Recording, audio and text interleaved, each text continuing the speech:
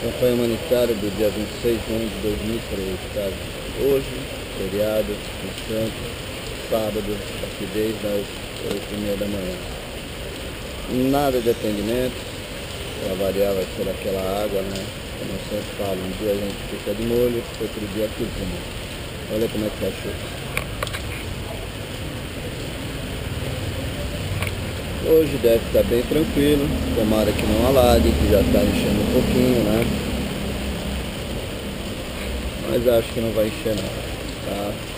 Eu fico aqui até as 9 da noite, tranquilo, hoje está bem sossegado. Ontem teve muitos atendimentos de urgência e realmente é bem necessário que eu fique aqui, pelo menos até depois do carnaval, tá?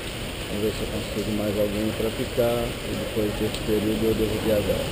Tá? Um beijo no coração de todos, um abraço. Tchau, tchau.